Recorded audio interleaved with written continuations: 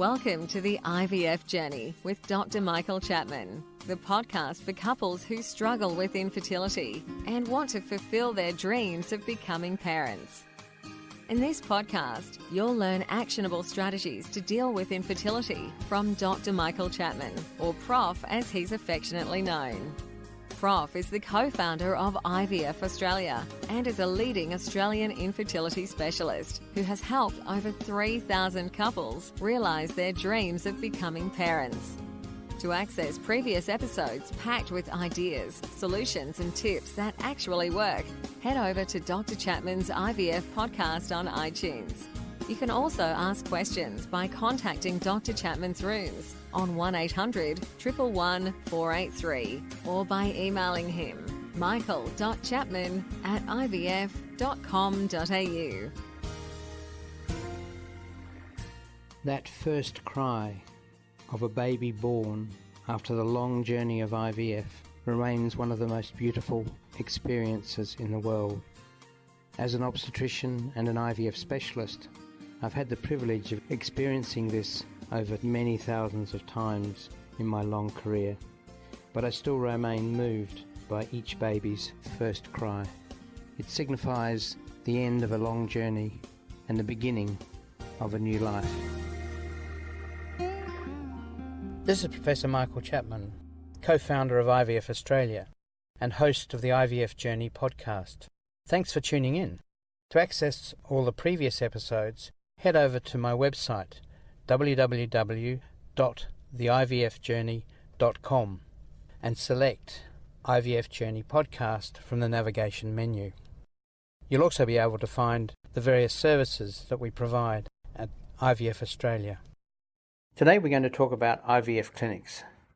Are they different or are they all the same? It's a difficult question to answer. Even as an expert in the field, I find it difficult to know whether one clinic is doing better than another. This in part is because in Australia we don't have league tables, which is, for most people's part, probably a good thing. Because while there is a range of success rates, there are lots of variables that come into play in terms of a clinic's success rates. The most important of those is the age of the patients that they treat. And certainly in New South Wales, for instance, in the western suburbs, the average age of the patients that are being treated is significantly lower than in the eastern suburbs. The demographic is a different demographic. So you really can't compare a success rate in the western suburbs of Sydney with the eastern suburbs. And that's the same around Australia. But there probably are differences in terms of the laboratories.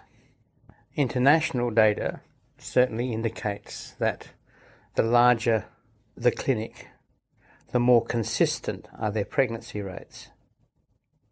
And in general, those pregnancy rates are average or above average. It's rare to find a large clinic with low rates. Why is that so?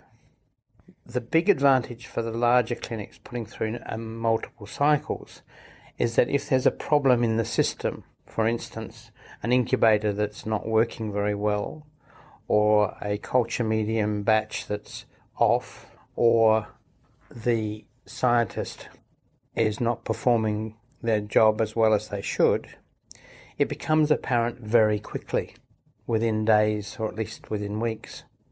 A small clinic doing, say, 200 or 300 cycles over a 12-month period is not going to pick up that variation for a very long time.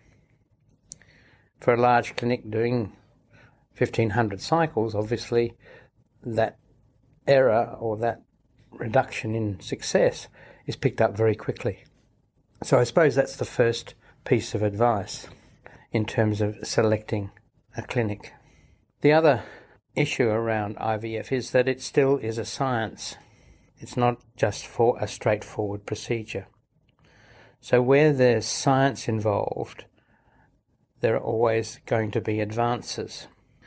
So clinics that have PhDs and are doing research are more likely to be picking up advances earlier than those that are working as a purely service laboratory.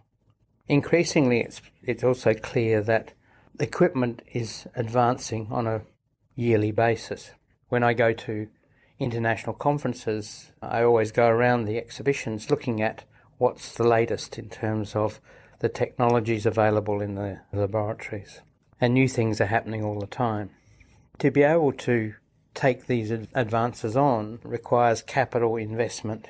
And once again, the larger organisations are more likely to go down the track of latest technology than the smaller clinics, purely on an economic basis.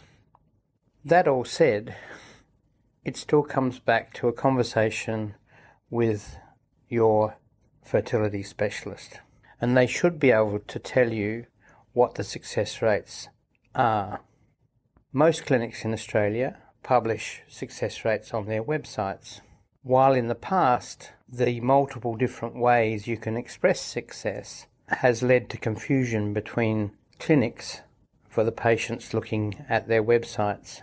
Over the last 2 to 3 years, the Fertility Society of Australia has brought in a code relating to advertising, which includes the way in which results are presented. And now there is fairly good consistency in those clinics that publish their results on the internet.